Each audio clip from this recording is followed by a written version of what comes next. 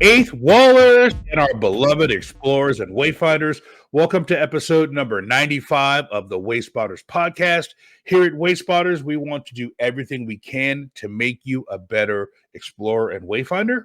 And just a reminder, Wayspotters is brought to you by the good people at the Pokémon Professor Network. And today is Friday, November the 10th. This year is just absolutely flying by. Welcome to the show. We've got a good show with you today. And by we, I mean myself, and I mean Chris. What's up, my man? How are you? I'm good, buddy. How you doing?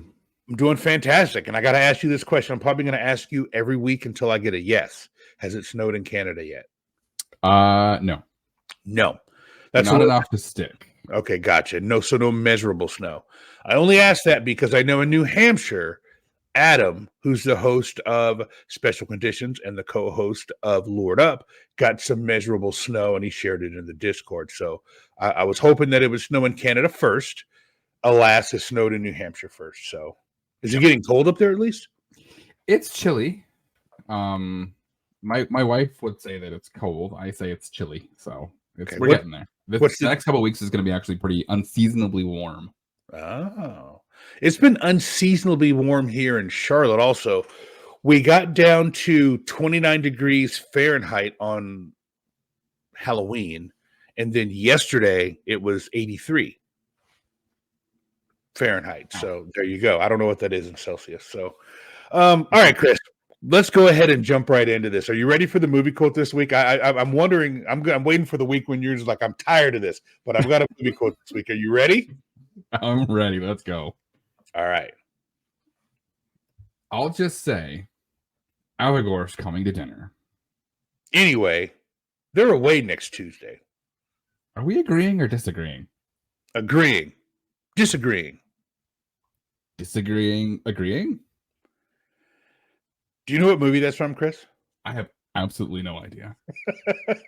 The movie is Yentl, and the year was 1984. So if you're a Barbra Streisand fan, you're there. Everybody always wonders how I'm going to tie that into Wayfair. Well, you will see here very soon. But before we get there, let's roll to our buddy Testone to introduce our news. And now, the latest Niantic news from the Wayspotters podcast, presented by the Pokémon Professor Network. All right, couple things. So in relation to the new review flow, Niantic has been looking at a couple of things. What to do with all of the reviews that people did that will never reach a resolution. So they've decided to hand out upgrades for every, I think, 50 reviews that people have done that they've determined that won't reach a resolution. You're going to get an upgrade. So that's good for a lot of people, especially because, your average approval rate 60-70%, right? So you're going to get an upgrade out of that. Second thing, they still haven't announced what's going on with the nominations that got kicked back into InQ. We're going to talk about that later. I have thoughts on that. I have big thoughts on that. Next thing, there's been reports on the forums and on Twitter. People are getting some borked up rejection reasons for their nominations coming back, saying that their titles and descriptions are offensive, and I can't remember what the other two are. Niantic knows that it's an issue, and they're looking into it. We've been told. Yeah. So, it's kind of funny. Don't trust your rejection reasons. Yeah, don't trust the rejection reasons. We're actually going to talk about some of the news in our topic, so we won't spoil it right now. So let's go ahead and jump right into the first one. Topic number 1. All right. So Chris and I differ a little bit on this topic, and I think that's okay. Chris and I agree on a lot of things, but there are some things that we disagree on, and I think that's good. It makes for good conversation, and some things I'm wrong on, and I don't have a problem saying that, and some things Chris is wrong on, and he doesn't have a problem saying that. So this started, my goodness, Chris, this started a while ago. I think I've always been on this specific crusade. It's not quite my hill to die on, but it's close. Right.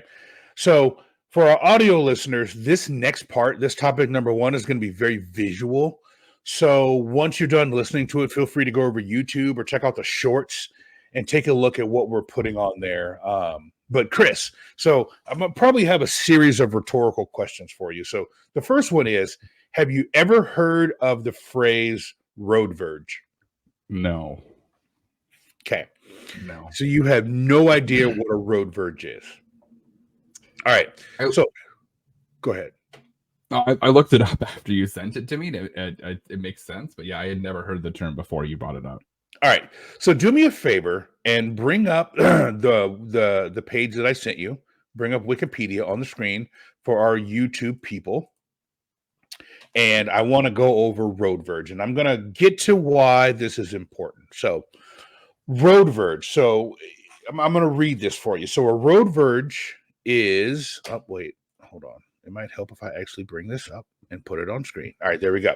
All right, so road verge. According to Wikipedia, a road verge is a strip of grass or plants, and sometimes also trees located between a roadway, carriageway, and a sidewalk pavement.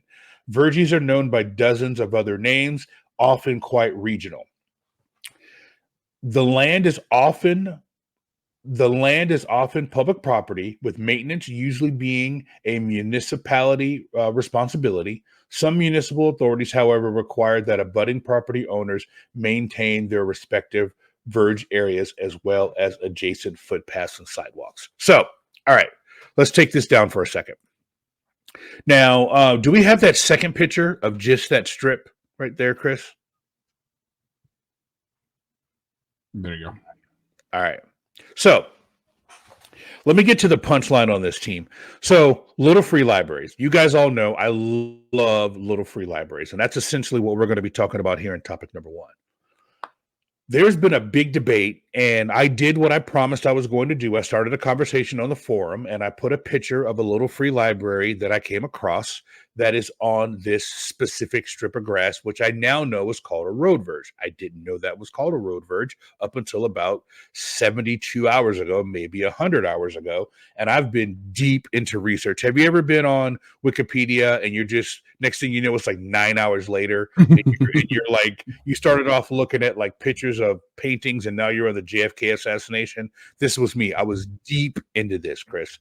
So I've long argued that little free libraries that are on this strip of grass are not PRP. And with the most recent change in the reviewing, PRP is kind of gone, and it is now, public property. I don't remember exactly what it is, but I'm looking at this and I'm like, we need to rethink this. We need to have a conversation. And, I want to use my megaphone, my megahorn, to Niantic to tell them that I think their position right now is incorrect, and we need to re-look at little free libraries. So I want to kind of go into a couple of different things on this, and like, who really owns this land? So can we bring up the next thing, Chris? All right. So the next one, it might be a little small for our YouTube viewers, so I'm going to read it to you. So this is from a forum, and this is from about 2 years ago. And it's from Ken Brandman, ETL computer programmer. Depending on where you live, in many places, the city owns it, but you are responsible for maintaining that part. Mow the grass, maintenance of trees, etc. You are also responsible for snow removal and repair of the sidewalk. The city owns it, so they don't need permission to dig it up. And if they make a mess, they are not obligated to compensate you. Okay, that brings up a whole nother thing there. And then some people said, well, Jamal, this is just a U.S. problem. So I did some research overseas, and let's go to the U.K. So bring up the next one. And this one is from another forum in the UK, and it says, UK, England. The local road authority owns the grass verge between the pavement and the road, and they are responsible for the maintenance of the verge and the disposal of any litter on it. So on the streets in towns and villages, the grass verge owned by the council, but the major road and motorways are owned by the highway agency, a government department.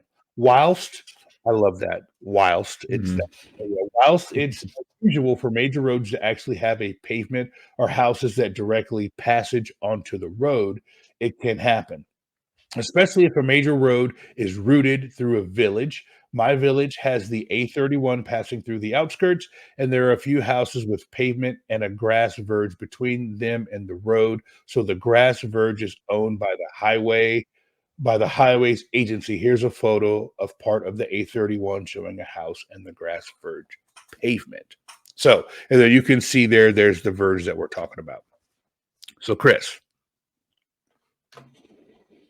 one last thing that I want to bring up before we get into our discussion. I want to bring up the Little Free Library in question. Now, this is not one that I nominated, but this is one that I came across in voting, and it's what kind of spurred it on.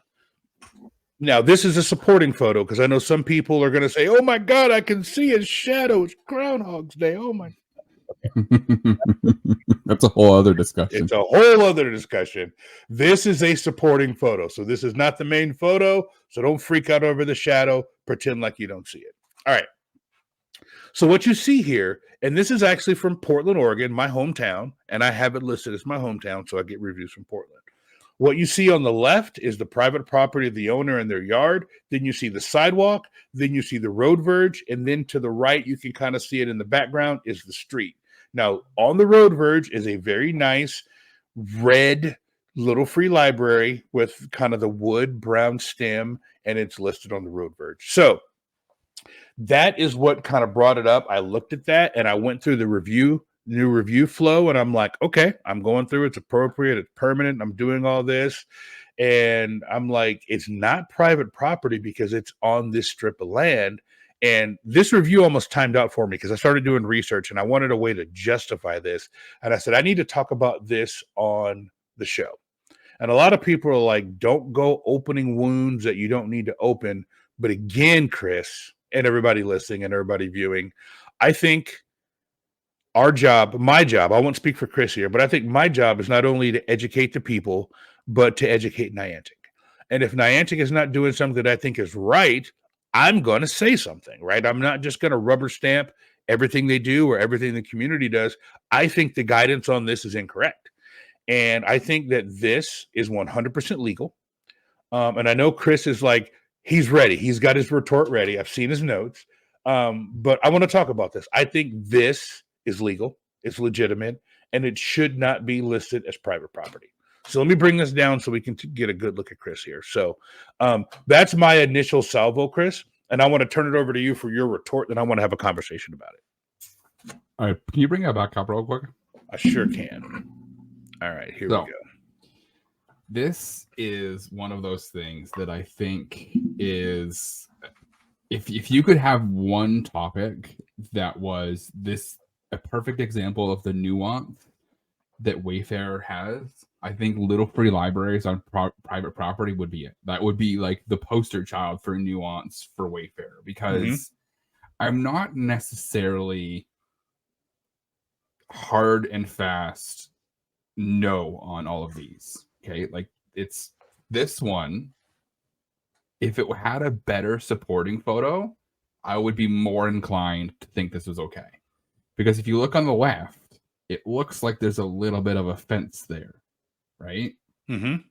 So to me, it's not necessarily that, because you're right. Technically, that Little Free Library is not on private property, right? Right. Technical word of the law, that is not on private property, right? But for me, it's not the technicality of it. It's the potential for people to trespass on private property in order to interact with the stop, or if that were to become a gym, right? So for me, if I come across these and there's a fence blocking off like their part of the yard, like their like the left side right there, right? If there was a fence there, like even a little one that would create a barrier between their front lawn and the sidewalk, to me that's fine. That's okay. Right? Because you're I follow have you. a method to prevent them from trespassing, right? But like we talked about this before, if this was a gym, you might have 15, 20 people standing there, right? And chances are some of them might stand on that guy's lawn, right? And I don't think that people want that. And do people want somebody hanging out in front of their house gathering 20 keys or 15 keys if they're trying to create like a seed portal and ingress, right? So that's That's the nuance for me. And this one, I think, if you need a wider shot just to see how big is that fence. Is it just that one spot, or does it kind of block off their entire yard? Right. No, I get that. Now, the retort that I have to that, and this is what, and this goes to a bigger story. So there's a little free library kind of in the neighborhood over for me that I've been trying to get through, and it keeps getting marked as private property. But now I'm like, I've nominated this thing like 3 times. I don't know if I want to do it again. I've actually talked to the homeowner. I went up and talked to the homeowner. I'm that guy. I went up and knocked on his door. Hey, my name's Jamal. I'm a Pokemon Go player. I play Ingress. I also host a podcast. Here's a business card. Go to Spotify, download my podcast. The person is now a listener. Nice. I said, I see you have a little free library in your yard. Not just the one we have on screen. I just want to know, what was your motivation to do it? And they were like, oh, well, my wife's a teacher, blah, blah, blah, blah, blah. He also plays Pokemon Go. Wanted to, we wanted to help out. My wife brings books home, blah, blah, blah. And I said, I'm trying to make this a Pokestop. And the dude's eyes lit up. He's like, really? Mm-hmm. Really? I would love that. So I told him that it kept getting marked, private property. And he's like, I'll write a letter. I'll do whatever I need to do. I'd love to have a Pokestop right here. And it's one of those things that, like you said, it's such a nuanced thing, right? This person specifically would not care if there was 20 people in front of their houses. And the reason I bring this up is someone who puts a little free library in front of their house, I believe they don't mind a certain amount of traffic, right? I think the argument on the other side is going to be, where's that limit? Like, I don't mind people driving up, taking a book out, putting a book in, maybe, a family and a couple of kids, blah, blah, blah, and a dog, maybe spending 5-10 minutes looking at the books and doing that. Or do you want someone, doing a whole raid there, right? So we can never really judge intent. Like, literally, like if I didn't play Pokemon Go or Ingress or Wayfarer and I put a little free library right out in front of my house, I would expect by putting that there, it's going to draw people in. Essentially, I'm asking people to come to the location, because if no one comes there, then no one's going to put books in or take books out. So I'm putting up a sign, almost a beacon, and saying, interact with this thing in front of my house. So to me, I don't put as much weight into the argument of people are going to trespass on my yard, because if I didn't want people anywhere near my yard, I wouldn't put up something that people have to come to in order to interact with it. I mean, that's fair. I think the difference is, if you're putting a little free library in there, you're expecting like one person to come up, grab a book, maybe spend a couple minutes and then take off, right? Or maybe a family walks by and like, hey, let's as a family, let's spend 4 or 5 minutes here looking at a couple books, and then off you go, right? Or maybe someone comes up with a budget, like a handful of books, and kind of spends 5 or 6 minutes kind of putting them in there nice and tidying it up, and then off they go, right? But to me, it's the amount of people that you're expecting there at one time is drastically more. Like, it has the potential to be drastically more, for especially if that becomes a gym, right? Mm-hmm. Or if someone's hacking it and spending 45 minutes in front of your house, or spending half an hour in front of your house waiting for an egg to hatch. It's different. And I get I'm a homeowner. I want this to be a stop. I want to be able to have a spinner that I can do from my couch. I totally get that. But like, Niantic is treating this as a forever game. And what happens if that person moves and then the next person comes in and they're not okay with it? It's like, what do you do then? Right? Like, I totally understand. Like, hey, I would love, like, I have a gym that I can hit from my couch, and it's amazing. I don't ever want to move. Right. Eventually I'm gonna, right? Right. And I'm gonna lose this gym, and it's gonna suck. Right. So believe me, I totally get it. Well, I don't know. I think as a society, I think we, and I got this phrase in this line of thinking from Justin, host of Special Conditions, that we can't be ruled by what ifs. Like, what ifs can't rule the day. Like, what if this? I put the example in our Discord that the church down the street from my house has a stop and a gym, and the old pastor would run us off. He's like, get out of the church. We never told him what we were doing. just because we were afraid he was going to get it removed. Now the new pastor plays Pokemon Go, and they have youth group on Wednesdays. And when we come rolling through on raid hour, when we do our last raid, hit the gym, he brings the kids out to raid with us. So that's a what if the other way. Yeah. You know? So I don't know if you can be ruled by what if, because here's the thing. And we're making a whole lot of assumptions. But if my wife and I go buy a new house and we move into the house and there's a little free library in front of the house, if I don't want people to use it, I'm going to take it out. Right. I'm going to say, you know what? Hey, I'll buy this house, but you guys have to take the little free library with you. I don't want people pulling in my driveway, blah, blah, blah, blah, blah. So I think I get what you're saying about the forever game, and I understand the Niantic, but if I'm buying a house with a little free library there, I have to understand what that means. Like at some point we got to put the responsibility back on the person. Yeah. But I would argue not everybody plays Pokemon Go, right? So like if we're talking about a stop, right? If they don't know that they're buying a house that has a Pokestop or a gym in front of it, and regularly 15 to 20 people are congregating several times a week in front of their house, and as a collection, they all know that it's okay because they know the homeowner. They talk to the homeowner. They have permission, right? And then he moves, and the new family comes in. They're not going to change their behavior. Right. They're going to congregate there, and it could cause problems, right? No, so my point is, if the new homeowner doesn't want anyone there, they should take out the little free library. That's what I'm saying. If I moved into the house, right, and I'm like, oh, what's this? Oh, that's a little free library. What's that? I don't know what it is. Oh, people come randomly and take books out and put books in, and it helps kids read. Oh, people are going to be in front of my house. No, I don't want that. I'd pull it out, right? I think if someone was that dead set against people on their property, they either wouldn't buy the house or they tell the realtor or whomever, hey, take that thing with you. I don't want people coming here. Again, I'm making a lot of assumptions, but I think if you have it there, you understand it's going to get used, whether that's being used for this or that. Now, there's geocache games. There's other things that use little free libraries. It's not just Pokemon Go and Niantic games. There's other things that use points of interest like that. So, yeah. I get that, right? So, like, let's say if, the new homeowner comes in and they have the little free library removed, right? It's not going to remove the stop.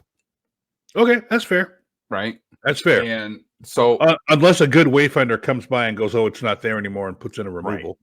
Right. And Ken mentioned that, there's a process to get stuff removed, right? But I happen to know for a fact, because I've had conversations with business owners that have had stuff removed. It's not a short process. No, it's not. It's not. Right? And going on the forums is not either. Right. And especially getting something like this removed, it's not a short process. And back in 2016, so all of this stems from Niantic being sued. Like, they actually had to settle lawsuits from homeowners way back in 2016. So I found an article. This is why Niantic is so gun shy about private property, right? When they first got sued, they were like, all right, if it's within 40 meters of private property, it's ineligible. Right. And then people were just like, because every time Niantic is actually very clear with their criteria changes, people just go, robot must change. And it's just like, okay, well, this playground is in a park, right? And there's a 40-foot fence in between the yard and this house, but that playground is 39 yards away from that person's house, so it's not eligible. And we're just like, that's not what they meant. That's not what they meant, yeah. And I think that specific example, this specific example is why Niantic is so vague about their criteria now, because there are people out there who just take it literally. And like every time Tantino or somebody posts in the forum, they're just it's like gospel. Yeah. Gospel. Right. So, well, I want to read this real quick. Legal action was led by somebody in West Orange, New Jersey, who said 5 people knocked on his door in 2016 asking permission to catch the Pokemon in his backyard. And like there was like it's ridiculous. Yeah. And that is, I think, that the point that I'm trying to make is that the majority of Pokemon Go players are very respectful. Mm-hmm. Right? If you're in a church and they're like, hey, we don't want you to be here, cool, right? Like when I was living in Cornwall, we had the Canadian equivalent of like a VFW. Right. Was a gym. Yep. And there were certain nights a week where they had functions. They had like beer nights, and there was like a bar inside the building, right? And they had functions, so their parking lot was full. But like guys would come in there and they would just park all willy-nilly and to do the raid. And then when people were coming up for their charity event, they couldn't find anywhere to park. So the guy was like, he came out and he started yelling at us. Right. So I went back a little bit later and I'm like, listen, I go, here's why we're here. I will talk to my community because I'm a community leader and I will get this sorted out. Right. He's like, well, you better, or I'm gonna do something about it. And I'm like, listen, if it continues, I will help you get this gym removed. Right. So we got it sorted out and it was cool, right? But there are people out there who aren't respectful and who don't care. Like there's people driving on the grass. Yeah. It was ruining the grass, right? Yep. So, and like, it's, my fear is that yes, you're going to have people who are respectful, but you're going to have people who aren't, right? So you need a way to figure out how to balance that. And I think if there's the potential for people to walk on private property, you can't, like, it can't be eligible.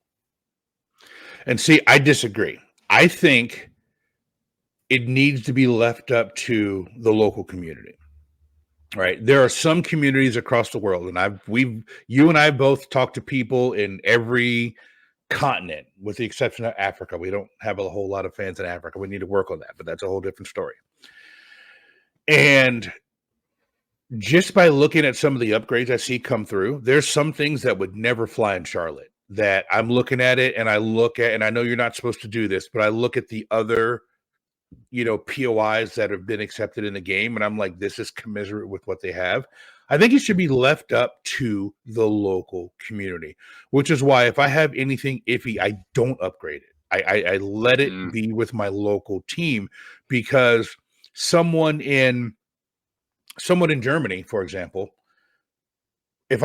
my pool. So I had, there's a local pool that I got nominated. I call it the mullet pool because it's got like a little curtain in the middle. I call it business in the front, party in the back, the mullet pool. Everyone loves to send the gift.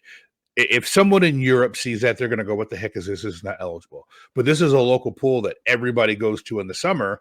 And it's like a really good place to like sit down with your kids or whatever and spend the stop and get a bunch of things, blah, blah, blah. So I think if I was Niantic, what I would like to see Niantic do is give more general guidance on things like this and say, if this is appropriate in your local area, then you can give it favorable remarks. And then people have to be smart and strategic about what they upgrade and what they don't. You all know it takes forever for things to go through in Charlotte, although that might be changing. And some of the things I'm fine with it, because I know if I upgrade it, it's going to get the big thumbs down.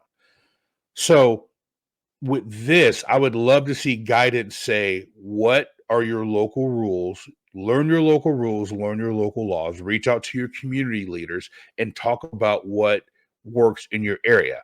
If you go to Portland, Oregon, which I think everybody should because it's a beautiful place, my hometown, you will see little free libraries all over the city. Portland is a big read city. People read there all the time. They encourage kids to read. People go to the bookstore and they'll spend $100 on books and they'll put them all over little free libraries. I was back visiting my mom and I'm like, look at this. This is great. There's like people congregating all over the place. And a lot of them are POIs, Pokestops, portals, what have you. And then you go to some other places that I've been and you don't see any. I didn't see one little free library in New York, for example. Not one. Now, New York is all concrete, but that's a whole different story. So that might not get favorable votes in New York. Well, it will in Portland.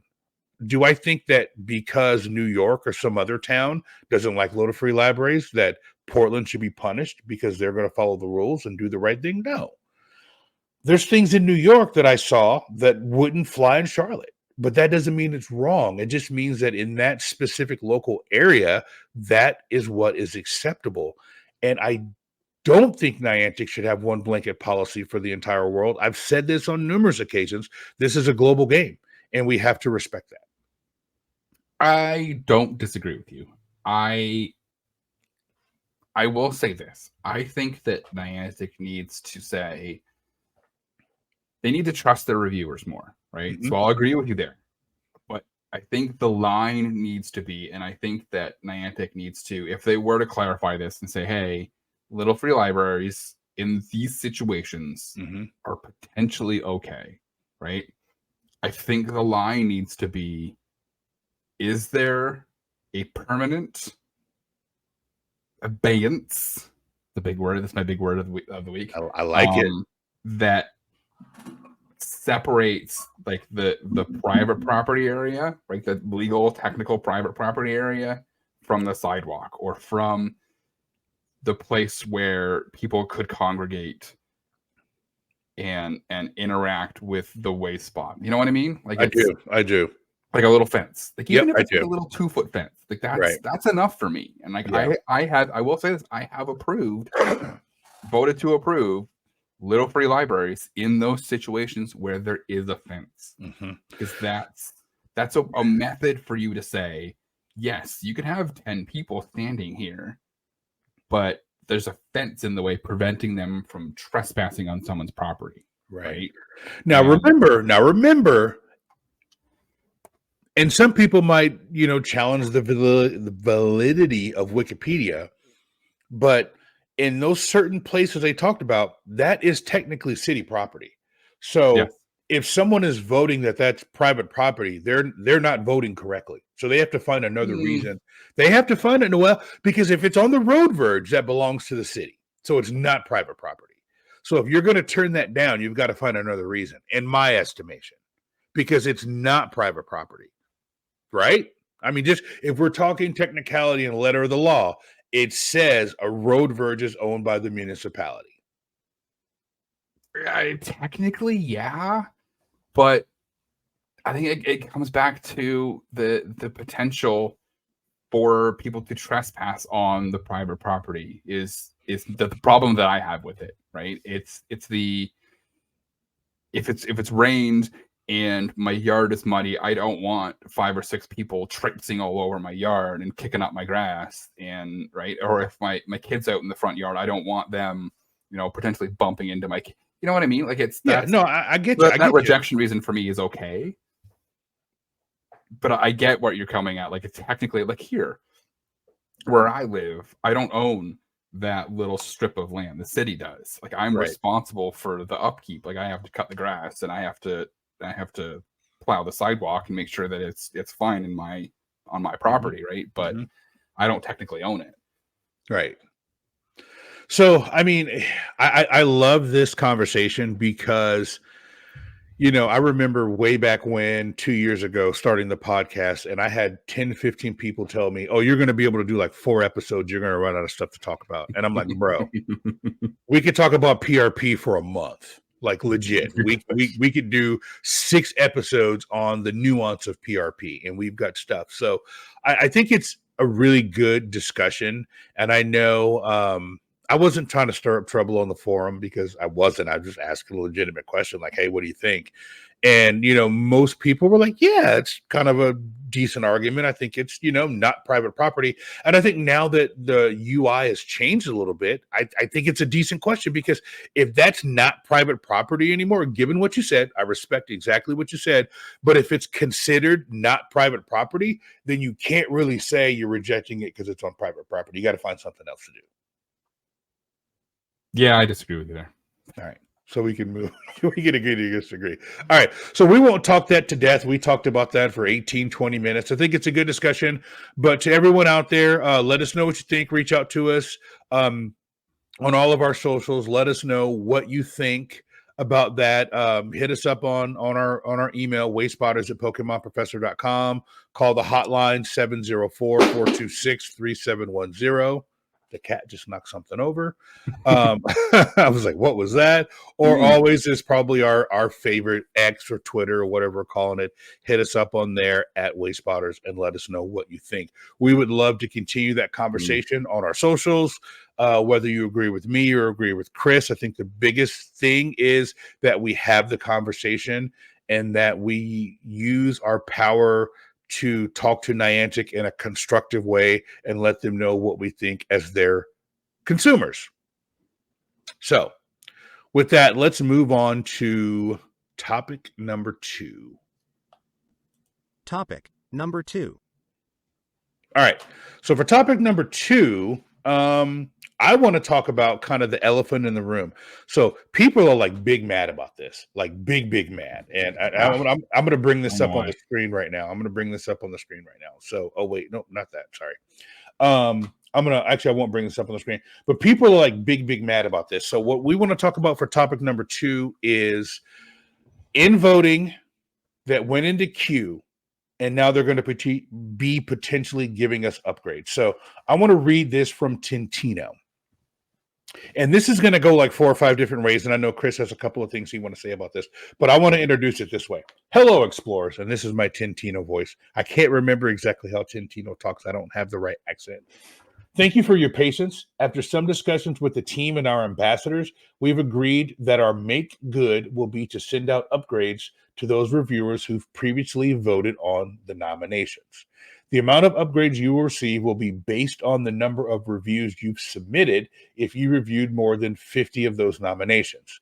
Those upgrades should automatically land. Those upgrades should be automatically landing in your Wayfarer profile page no later than the end of the week, November the 10th, 2023. That's actually the day we're recording this.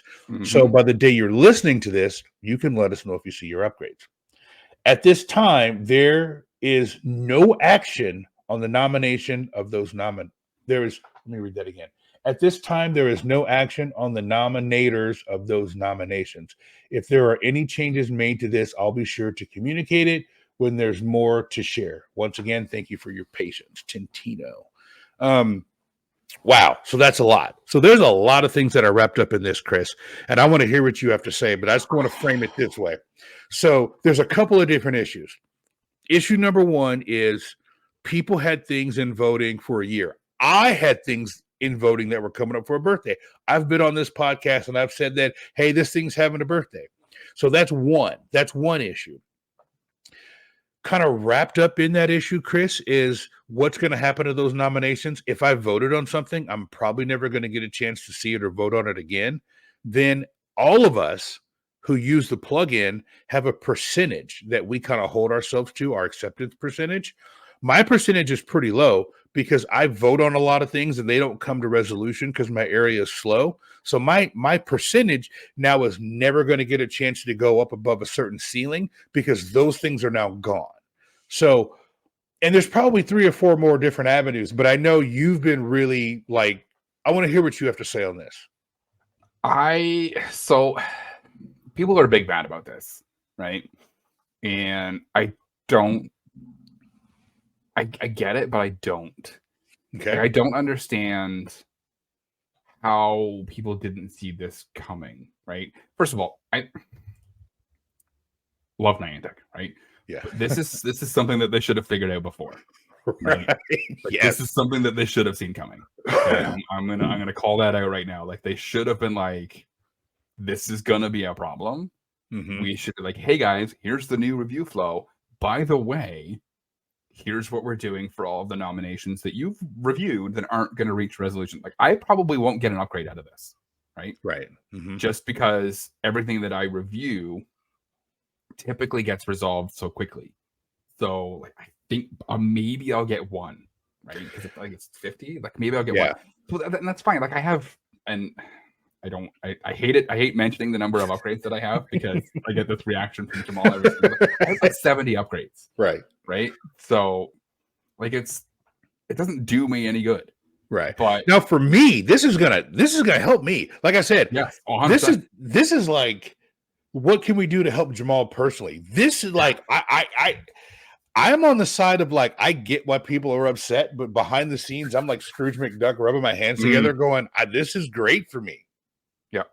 And like 70% is a good ratio for acceptance criteria, right? So if you're getting 1 upgrade every 110 or 120 right, 120 reviews, right, that's a pretty decent. So now you're getting 1 every 50, right? So people are going to get more upgrades out of this than they would have gotten naturally. And I understand people like their percentages being where they are. They like seeing this is the actual, percentage of people. And I understand that. And it sucks. And trust me, like I love my percentage where it is, and Yeah. I get it. And it sucks that they couldn't correlate the two. Right. It would have been great but- if they could have like cut it off a week or two prior to the maintenance. Yeah. Or something. I don't, like you said, I don't know if there was I would have liked to have seen them be proactive. I don't know what they could have done proactively. I really don't. I've been thinking about this for like a week. I don't know what they could have done aside from communicate. Like, hey, you guys are going to be big mad here in about a week, but none of these are going to reach resolution. So just get ready for it. Instead of like just saying, hey, it's done now. You can say what you want, but it's done. You know what they should have done? What's that? They should have said, listen, we're turning off everything that's in queue. We're putting them on hold, right? Nothing new is going to go into voting for 2 months. Right. The next 2 months, we're going to do a global review challenge to clear out as much things out of the queue as possible globally. Right. Because they would have had to have let the cat out of the bag and be like, listen, we're changing the review flow in 2 months. Right. But we want to make sure that we're making good on everything that's currently in voting. And just said, listen, guys, go out and review like ham. Well, here's some rewards for Ingress and Pokemon Go. And they really should have been like, hey, we're going to give you Pikmin rewards or just rewards for every single one of our games. Just as many just go review and just clean out as much as possible. Right. And then taking a couple of weeks and saying, all right, hey, listen, we've got X number of reviews that are still in queue, right? And we're going to figure out why the hell are these still in queue? And maybe it would have led them to figure out what the hell's wrong with their queue in certain areas, like Charlotte, North Carolina shop, right? Right. Yeah. Yeah. And, exactly. And they could have just said, like, now we don't have to worry about all the things that you voted on that didn't come to a resolution because there's like 15. Right. Or now we don't have to worry about kicking things back from in voting to in queue because there aren't any because we resolved them all. Exactly. And then you're starting fresh. Right. No, I love it. New review flow. I love it. So, I mean, hindsight is 2020. It is. And that kind of leads me into something. So I want to read this from one of the ambassadors from the forum. And they said, I would like to add some clarity regarding this sentence. After some discussion with the team and our ambassadors, we've agreed that our make good will be to send out upgrades to those reviewers who previously voted on nominations. Their editorial is ambassadors were involved in the discussion. However, when it says we've agreed and the we is Niantic. Okay. Yeah. All right. Ooh. I think that usually goes without saying. Like, yeah. Right. Like, they say a lot. Oh, we talked to the ambassadors and we agreed. It was like, no. Yeah. The we's Niantic. Yeah. Yeah. So ambassadors are promoting a greater set of actions, including compensation for nominators who previously had nominations in voting for years, whose progress has now been set to 0. Ensuring that reviewers who previously voted on nominations before the reset are able to vote on those same nominations after the reset. Our concern, and this is the ambassadors, our concern is that nominations which had been seen by local reviewers will now be stuck in a significant backlog as those local reviewers are now blocked from reviewing those nominations again. We will keep promoting for change, which addresses the impact that this issue has had on the community. Wow. That's big. So this is the problem that I think a lot of people are going to have, especially, and it won't necessarily affect kind of your area because things take so long, but anything that was stuck that went into voting and that was really close to resolution in my area is now dead in the water. Dead in the water. Dead. Completely dead. People who reviewed it in my area are never going to see that again. Right. And I think what's happening in my area is there is a finite number of people doing reviews, but that number is enough to bring everything over the threshold. And I don't think that there's a lot of people in this area more than that. You know, I don't think there's Yeah, double. right, There's not right. two Yeah. times enough, right? You've got So, just enough people to Yeah. get things to the finish line. So Yeah. you don't have that times 2 in order to get Yes. something back through the finish line. So there's one more thing that I want to read, and this is also from the forum. If you guys notice, I've been on the forum all week, as I promised. I've been on the forum all week. All right. So this is from Mega Trainer Red Pogo. And I'll read this. This is a very controversial decision, in my opinion. On one hand, giving upgrades to the reviewers is nice, but our agreement percentage will never be the same. Personally, I don't care about the upgrades because I have more than I need. I had like a 77% of agreements and now 74.8. With all of the nominations getting back in queue, I will never know if I reviewed them correctly or not. Also, the week and a half before the review update, I reviewed like 1,500, getting a resolution like 500 of them. So now I have to do the following question. Will I receive 15 upgrades for my local reviews for the past days before the update, or will I receive 10 because they were the ones that didn't get a resolution? On the other hand, not giving a reward for the nominations pushed back into queue is, in my opinion, totally insane. Thousands of nominations that were in voting for more than a year are going back to 0. Local reviewers will be able to review them again. Why don't we just give nominators one upgrade for each nomination pushed back into queue? For me, maybe that would be a good reward for all this. Probably letting most of that nominations to get a resolution. In general, Niantic should advise us about these things before doing a big change. I don't see it very normal. Also, I don't see it very normal that ambassadors didn't know about some of these changes, showing a lack of communication from Niantic. I don't know. I like reviewing for fun, but this type of thing makes me think about a lot of things. Also, sorry, English is not my. Also, sorry for my English. Probably had a lot of grammatical errors. It's not my main language, and it's difficult for me to explain my feelings. Everyone have a nice day.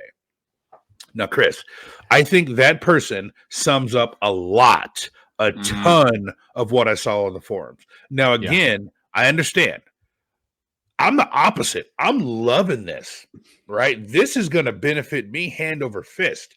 But doing this podcast long enough and talking to people all over the world, I understand why people are hot. Yeah. I think that the biggest problem, and giving the upgrades for stuff that you reviewed, like that's in your percentage, that's not. I understand why people are upset, but that's kind of upset for the sake of being upset, I think, right? And I get it. Well, it doesn't really affect people. Like your percentage doesn't affect anything really. It's the nominations that were thrown back into queue. Yeah, well, I think some people think that percentage depends on your poor, good, great. Yeah, it doesn't, right? But I think a lot of people think it does. I think people think if they fall below a certain threshold, they'll go from great to good. Yeah, no, I understand that. But I've been pushed down into whatever the second one, good, a couple of times before, right? And my percentage has always been around 68 to 72. Right.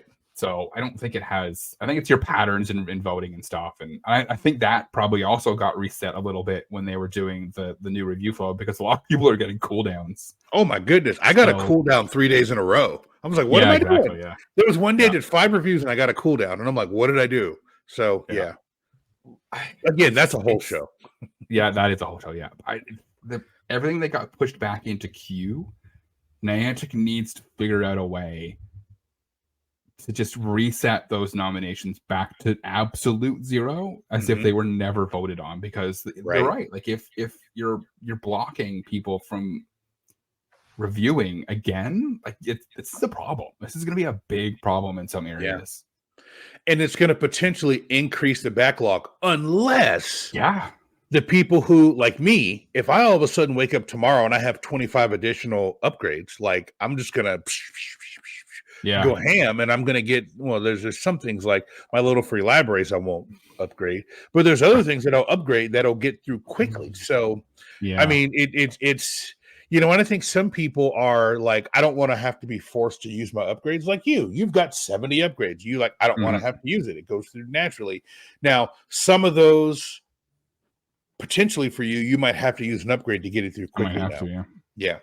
And here's the other thing: like if you have a bunch of things in a cell, right? You can only have one in voting in that cell at a time. Right. So if you have, like in my case, if you have one thing go into voting and it's never going to get resolved because there's not enough people in my area who have not seen it, nothing else can go block through that entire cell. That's going to block everything in that cell. Yeah. And then you'll be forced to use an upgrade.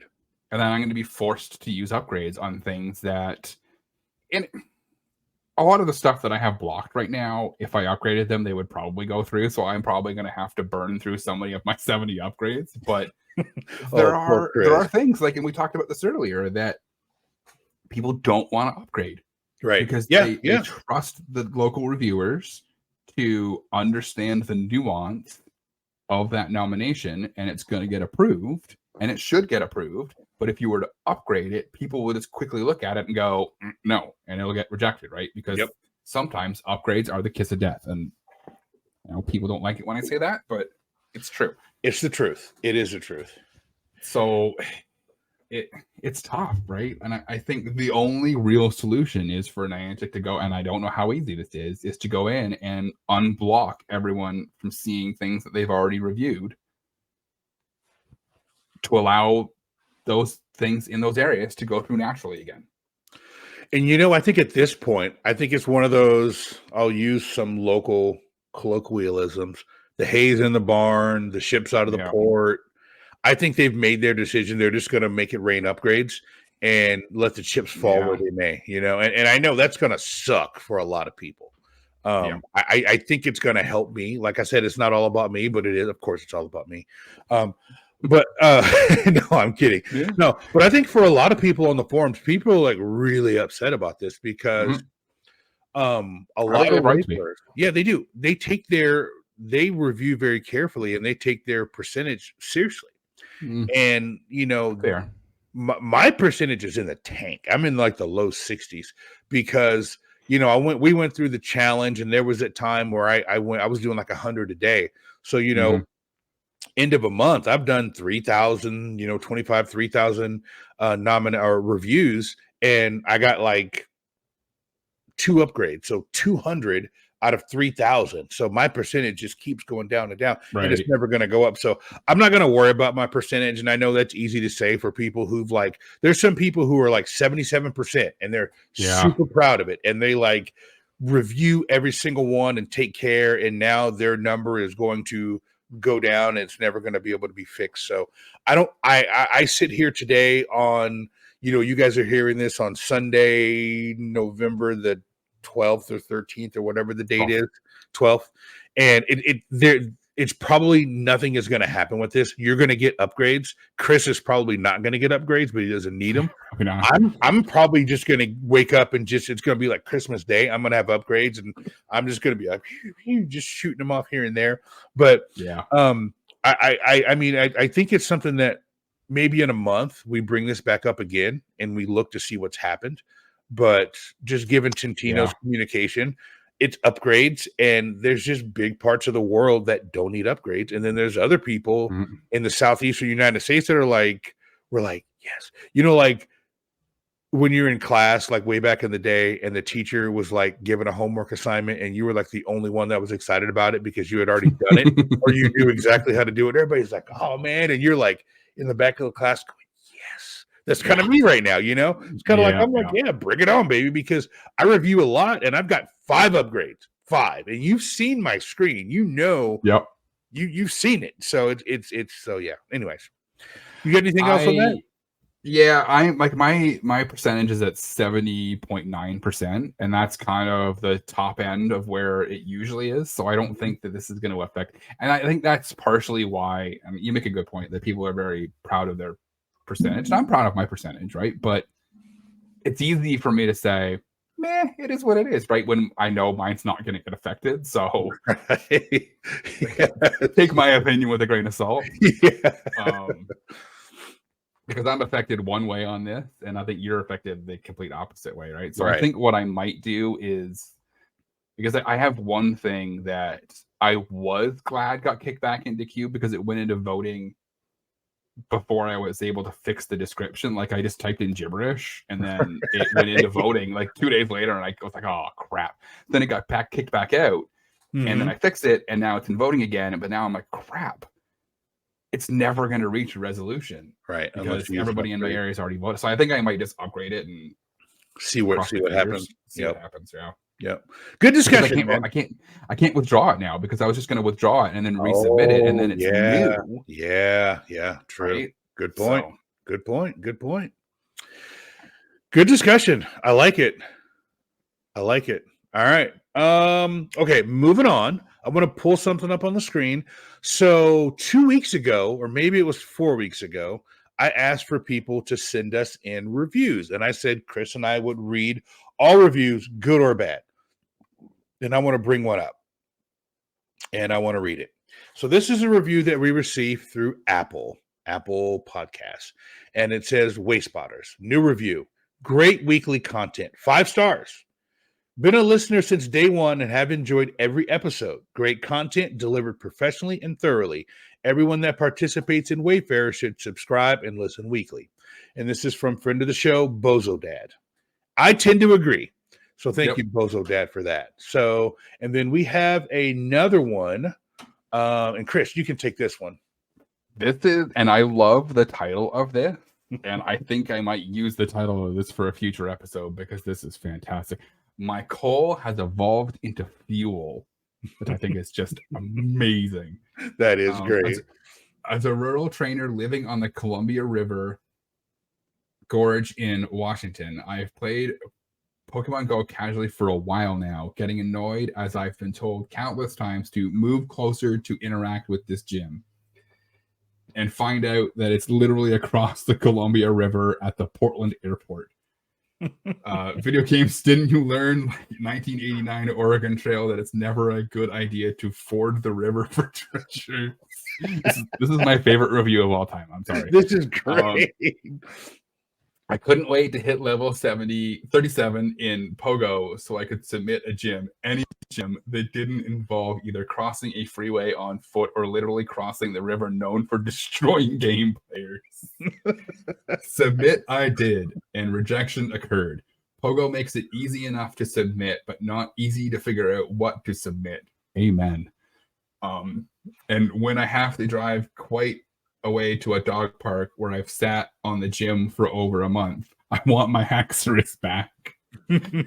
My knowledge of what is a good gym was like parks and Starbucks. They're all good gyms here. Couldn't get a gym to save my life, and I found this podcast which lets me try reviewing and learning. I've really enjoyed reviewing and seeing what fits the criteria, and though I'm new at it, it means I'm pretty investigative and thorough in my description.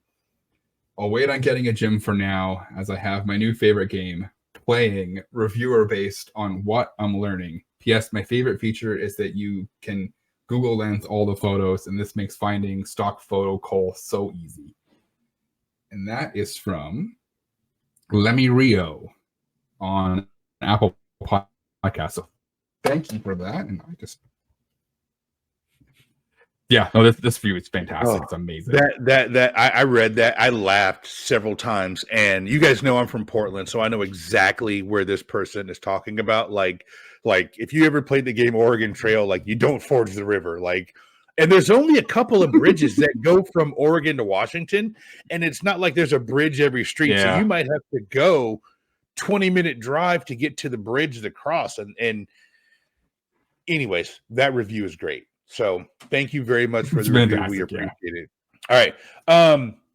I will take the next one, and this one's a little bit long. Let me take a drink of water here. All right. So this one says, "Hi, Jamal and Chris. I've been listening for a few months and love the show. Keep up the great work. I live in Australia and have been a day one Pokemon Go player. Around 2 years ago, I submitted my first Wayspot nomination. Not knowing what I was doing, I submitted coal and it got rejected. Slowly, my Wayfarer knowledge grew and my nominations began to get accepted. The game changer for me was when I found out about S2 sales and getting the IITC app. I wish I would have known about this at the start. Before I started nominating Wayspots in my town, I had 5 gyms and 10 Pokestops. It now has 17 gyms and 45 Pokestops. It's getting harder to find POIs, but I think I can squeeze a couple more out. A few weeks ago on the show, you guys were talking about circumstantial Wayspot criteria that resonated with me. In my experience, park benches do not get accepted, besides the fact they meet the Wayspot criteria in the same way a picnic table would. In my opinion, they are very similar. A picnic table would get accepted without it having any significant or unique things about it because Niantic has given the go-ahead on these nominations are acceptable. I interpret this as Niantic recognizing the significance of a picnic table in a park as it is fantastic social gathering spot, and this is more important than if the picnic table is generic and there are two other like it just like it in the same park. I have seen Wayspots titled Picnic Table Number 4. Ooh, that felt real personal. In the same park. I have no problem with this. I say more Wayspots the better and let Niantic regulate how many get used in their games, e.g. 1 per S2 cell. I would love to get official approval for circumstantial park benches in small towns. I have driven through several small towns where they are really lacking in Wayspots, and mainly because there are so few POIs to nominate. For example, I've seen parks where there are only 1 or no picnic tables in the park, but there are several benches spread across the park. I believe people would naturally gather at the park bench if there's no picnic table present. Many reviewers do not consider the circumstances when judging the eligibility of a Wayspot. This significantly reduces what can be accepted in small/rural towns. I understand cities, park benches are everywhere, and they are not unique or significant. But in a small/rural town, that it might only have 5 benches. Each one is significant. I have seen housing estates in neighboring towns that have small parks, but no sign. These parks are identified to have names in Google Maps, but the park only has a couple of benches spread around it. That's it. Currently, I would have a real tough time trying to get any sort of Wayspot accepted in these parks. This shouldn't be the case. To me, these park benches should be eligible Wayspots because of the lack of picnic tables. They are the social gathering spots in the park, and they are significant POIs in the park. Given the circumstances, these should be eligible Wayspots, and some understanding by reviewers should be encouraged formally by Niantic. I would love to hear what you guys think. Thanks again, Duncan. Duncan, thank you for that. I love Australia. You guys know that. That's a fantastic email sent in. It's not a review, but it's an email sent in. That's fantastic. And Chris, I think we're going a little bit long. I want to save this one for another episode, and I want to talk specifically about on another episode as a topic on kind of the urban-rural split. And if you're reviewing in a rural area, should you look at it through a different lens? But I don't know if you have anything quick. I don't want to dive too deep into this because I think that's a whole episode. But do you have any quick thoughts on that? No, I think that split is something that we definitely need to talk about. I was just thinking that when you were reading that, and I'm like, this could be a whole show. Yeah. Yep. So, Duncan, if you're listening, reach back out to us. Let us know what part of Australia you were in. Which if you're on the coast or wherever you are. But I'd love to know where in Australia you are, because if you've been listening, I want to go to Australia and I'm going to hug a kangaroo. Although people told me I'm going to get kicked and punched when I go to Australia, I'm going to hug a kangaroo. Anyhow, I digress. All right. Chris, are you ready for the funny news story of the week? Oh, I'm ready for this. All right. So this week, our funny news story of the week comes to us from Beloit, Wisconsin. All right. So Beloit, Wisconsin. Wisconsin is the home of DeFi 250, who is one of the hosts of the PvP podcast, which can be heard on the GoCast feed. We love her and we love fish. Appreciate what you guys do for the PvP community, the good PvP community. All right. So this is deer charges through crowded Wisconsin restaurant. So Beloit, Wisconsin, credit to the AP. People go to Noodles and Company to save a buck, not to have one interrupt their meal. But that's what happened in Beloit, Wisconsin on Tuesday when a deer came crashing through the window. Excellent pun right there. Surveillance footage shows a deer charging into the crowded restaurant around lunchtime, prompting diners to scatter. The animal then explored the dining area and the kitchen before exiting out a back door that was opened by an employee. Noodles and Company spokesman Stephanie Jerome told the Associated Press. No one was harmed in the incident, and the location has since reopened after a deep clean, Jerome said. The restaurant offered a $2 mac and cheese special on Wednesday to commemorate the incident. Bravo. Chef's kiss. Although they could have worked in a couple more buck puns in there, but that's great. So we'll link this in the show notes. Now, you know the basketball team in Milwaukee is called the Bucks. I think we know why now. But we'll link the AP story in there. There's a video that you have to watch. It shows the buck jumping through the window, walking in the restaurant, looking around. People are running. It goes into the kitchen, walks around, and walks out the back door. So go and watch the video. So that's fantastic. Chris, like I said, we're going long. Let's go ahead and go to break. Let's roll the music. And when we come back from the dad jokes, we've got Wayspot of the week and a couple calls of the week and a little surprise that I think you guys will like. So let's play the music and we'll see you guys on the other side. Why did the pharmacist walk on her tiptoes? She didn't want to wake up the sleeping pills. Why did the man fall down that well? He couldn't see that well. I've been thinking about taking up meditation. I figure it's better than sitting around and doing nothing at all. Why couldn't the toilet paper cross the road? It got stuck in a crack. What did the accountant say while he was auditing that document? Boy, this is taxing. Singing in the shower is all fun and games until you get soap in your mouth and it becomes a soap opera. Want to hear a joke about construction? Nah, I'm still working on it. All right, everybody, welcome back. Hopefully you enjoyed the dad jokes. I think they were funny, but then I always do. We want to move into our next segment, and let's go ahead and introduce it. Let's take a look at a beautiful example of what the Wayspotters podcast thinks you should be nominating. We proudly present the Wayspot of the Week. All right, so this week's Wayspot of the Week is a mural that I took a picture of, and I nominated, and I upgraded, and it went through. It's on the side of a Rita's frozen yogurt or frozen ice cream or frozen custard building. I didn't nominate the Rita's, but I nominated the mural. So this was just plain white stucco before. And an artist came in, went through and put this mural up there. And Chris loves a 2-story mural. He just loves a 2-story mural. And this one has a really cool story behind it. So I want to show you this, and I want to take just a second, Chris, to talk about this. So down in the corner by the people sitting on the bench down here in the bottom right, underneath it, it has the name of the artist. And when I took the picture, I'm like, you know what? I'm gonna look up this artist on Instagram, and I'm gonna reach out to this artist. I said, I'm gonna do what I've always told people to do. I'm gonna reach out to the artist. So before I get to that, the next thing I want to show you guys is on the nomination. I have the plugins, and I pulled up the Google Map, right? So, Chris, go to the Google Map. What's really cool about this, if you look at the Google Map image of this Rita's, the Google Maps image is of the artist painting the mural. So, when people were reviewing this, there should have been no question. No question at all. This is there. It's literally the artist painting the mural.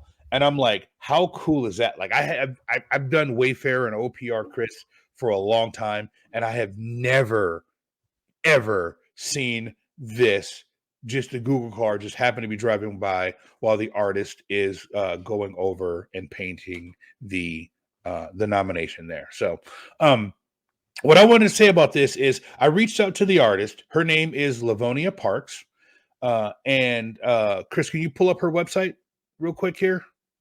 Livonia Parks, and you'll see there on the left side there, the second one in is a picture of the mural that she took. So why this is Wayspot of the Week, this mural has a lot of sentimental value. Livonia Parks is a local artist, and she's an illusionist and a characterist and a muralist based in Charlotte, North Carolina. Her work draws on clever bend of historic and pop culture to tell thought-provoking and sometimes humorous stories.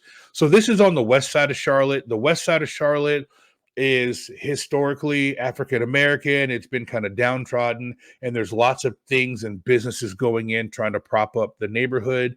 And the mural is that she did is of people in the neighborhood, celebrating the neighborhood, enjoying something cool. So I reached out to the artist and I said, hey, I took a picture of your mural and I nominated it through Wayfair. I had to explain to her what Wayfair was and Pokemon Go and Ingress. We got through all that. She was very gracious.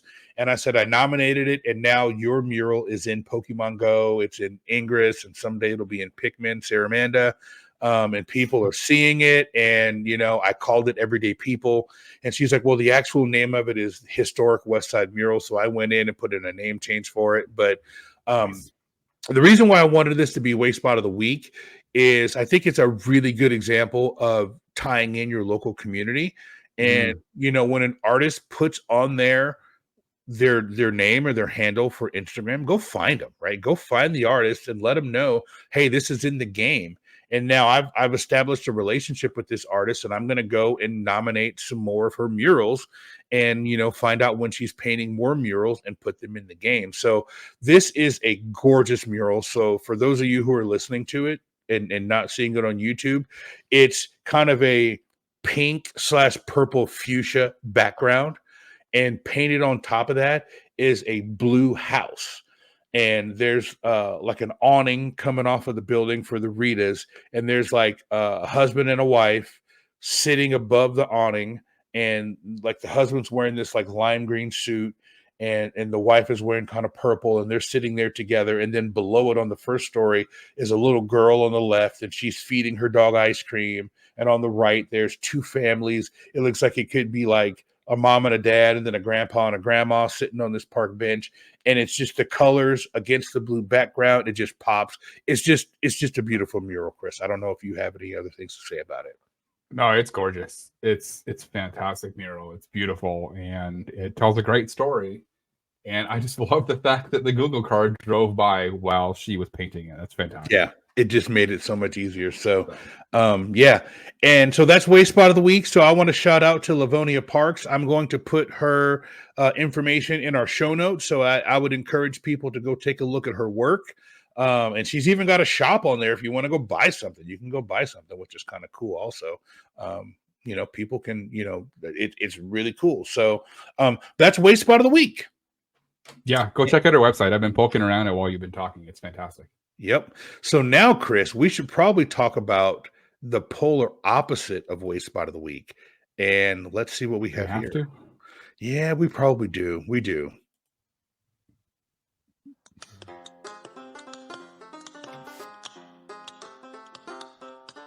I've been working on the Wayfair all the long day. I've been working on the Wayfair just to pass the... Uh-oh. Oh, no. Hey, Jamal, I found some coal. All right, everybody. You guys are in for a treat. Let's bring up the Wayspot of the Week. And I'll tell you why you're in for a treat. So I'm going to introduce this, Chris, but we're going to do something a little bit different this week. You are actually going to take both of the coals of the week. And you'll find out why here very soon. So this coal comes to us from Hutchbeck. Oh, God, I can't even pronounce that. Huchbequabt. And this comes to us from the German Pokemon or the German Wayfair group. So, Chris, I'm going to let you go ahead and read and describe what we're seeing here. I think it's Hookbadat. Okay. I probably butchered that. So it's just butcher stuff right from the beginning. Yeah, you've been warning me about this ever since the last challenge, and I've been kind of thankful it hasn't happened yet. But hey, here we are. I'm a good sport, so let's go. Oh, okay. I just looked at that. This was carefully curated for you. I don't want to say that Kroner and I handpicked this, but go ahead. Trust me, I know that you did. I've seen the chat. Schiffsenschaubenkunst. Kunst Auschengeiter Butenschraube. I'm gonna pull up. If you're not watching this on YouTube, you got to watch this on YouTube. It looks like for our audio listeners, it's a boat prop that's just put on a rock. Somebody took a prop off of their boat and put it on a rock and is attempting to get this through as a way spot. That's what this is. Let's talk about the supporting information, please. I was just gonna say the supporting photo is kind of small, but I don't. It just looks like a random picture that they probably turned around and just took. It's like a road and a little bit of like a road verge to tie it in with topic number 7. Yes, I like a little bit of a fence, and I think there's a car in the background, but I don't see the rock or the boat prop. Can you tell I'm delaying this a little bit? Here we go. Yeah, all right, here we go.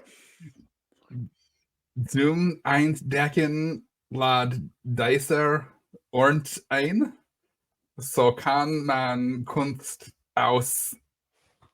ausrangenden Material Sachen, das Objekt beginnt sich nur dem Sound und einem offenlichen Bereich und entspricht somit den Rechten. All right. Maybe. So here's the surprise. I'm going to play this. So this is from Kroner, friend of the show, Kroner. He and I talked about this, and this is how it should sound. So here is the title and description. Schiffsschraubenkunst. Kunst aus ausrangierter Bootsschraube.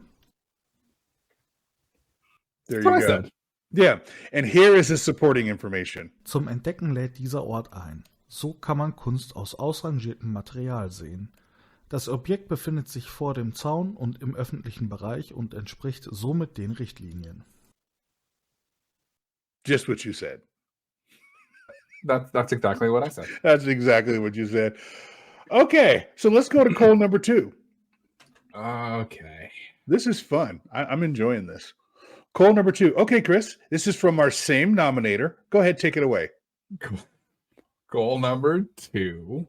It looks like a photo edit. Both photos look like they're taken from behind glass because you can see the reflection of something in there. It looks like it's like a swing. So it's a red A-frame swing with a silver pole that goes across it. Probably eligible. It looks like new construction because you can kind of see some tiles and stuff, and there's a bunch of dirt and sand kind of piled up. This might be in someone's backyard. Yeah. Originally, when I saw it, I thought it was from a car, and then I looked a little closer. I'm like, somebody took that from their house. They're like, somebody took that from their house. Yeah, somebody took definitely someone's backyard. Yeah. Go ahead and read the title and description, please. The title is Schaukel, and the description is im Sandkasten. Let's hear Kroner give the same thing. Schaukel im Sandkasten. Yeah, I think I nailed that one. Yeah. Schaukel im Sandkasten. Sandkasten, yeah. Not bad. Pretty good. Well, Chris, sir, you are a good sport, and I know we're gonna post this short in the German Wayfair, and we're gonna let them know. They're gonna let us know what they think about it. So I'm sure that they will. I joined their Discord, and I've been poking around in there a little bit. So they think you're a good sport also. So send me the link. I'll join too. I will. I will send you the link. And Kroner, thank you for everything. Kroner is a great partner. I love making friends all over the world that I would have never known without Wayfarer, Pokemon Go, and Ingress. And Kroner is like a loyal listener. We know as soon as it drops, Kroner's listening, and it was funny. He sent us a little video last week of us talking about what we were going to do to you, and he was chomping at the bit to get this done. So I appreciate you being a good sport. Anything. All right, everybody, we're going to get you guys back out to your Sunday. Chris, unless you have anything else? Nah, man, I'm good. All right. So, guys, we can't have an episode of Wayspotters without shouting out all of our patrons, and especially our executive producer, KatettheKonz. You rock. Keep sending those 3 a.m. messages, and we'll keep reading them. Thank you guys for listening to the Wayspotters podcast. And if you enjoy what you hear, there's a couple ways that you can show us. First of all, you can reach out to us on our socials. Primarily, probably our biggest and most active social is Twitter or X or whatever we're calling it. You can follow us. We are at Wayspotters. We are also on Instagram at Wayspotters Podcast. On Twitter, on Instagram, you can find a lot of our shorts. You can find the dad jokes. And you can also find those on TikTok, where we are at I Make Wayspots, at I Make Wayspots on Twitter. We try to be incredibly responsive. We love interacting with our listeners, and we appreciate what you guys do for us, interacting and retweeting and reposting and all of those other things that you do. We appreciate it. The second way that you guys can get in contact with us is by our website, www.wayspotters.com. From there, you can get links to everywhere you can download the show. You can also send us a message directly from the website, or you can send us an email, wayspotters@pokemonprofessor.com.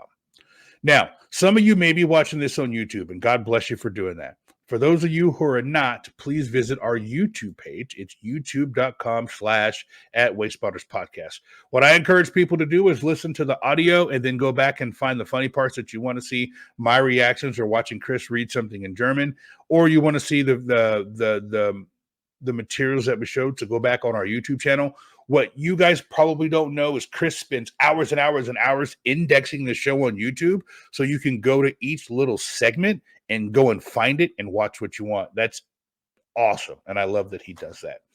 So third, for our American listeners, you can call our hotline. Not necessarily our American listeners, but anyone who wants to dial an American phone number, 704-426-3710.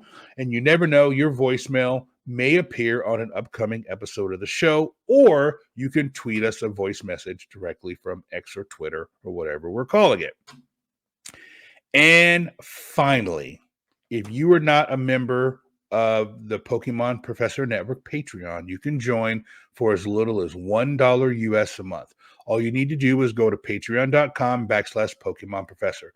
You will have access to the Discord for all the family of shows across the Pokemon Professor Network, including Wayspotters, Special Conditions, Gotta Watch 'Em All, Purified Podcasts, and Lured Up. It's a fantastic place filled with fantastic people. And one of the biggest perks that comes with being a member of the Discord is we have a Monday night chat. Every Monday night at 9 p.m. U.S., that's 10, 11, 12, 1 UTC, 1 a.m. UTC. We have a chat with anybody who's a patron can join. We join on Zoom. We do board games. We do all kinds of stuff. It's really fun. All the hosts from the podcast are there. Myself, Chris, Ken, Adam, Justin, everyone is there. It's a really cool time, good place to hang out. And it's a good chance to get to know the podcast hosts. Aside from just listening to us, you can, like I said, get to know us. And when there's events, usually we all end up hanging out together. We had, Chris, 9, 10, 12 patrons all in the same Airbnb. We're all cramped in there together. It was a great time, but that's a good way to get to know the bigger extended family and hang out with us. And we love everybody, but we especially love our patrons. And when we have something cool, those are usually the first people to know about it and to do it. Last thing, can you do me a favor? Just like the people did earlier here. On the podcatcher that you're listening to us now on, can you go and give us a rating? I love 5 stars. Chris loves 5 stars, but we want you guys to rate us what you think. It really helps out the show. And if you want to be a superstar, go to a podcatcher that allows you to write a review, and I promise one of us will read it. With that, we look forward to you listening to us again next week. We really appreciate everything that you guys do for us and the show, and we will continue to get better and do everything we can to make sure that every Sunday you have the best possible listening experience. And remember, what's a few meters between friends?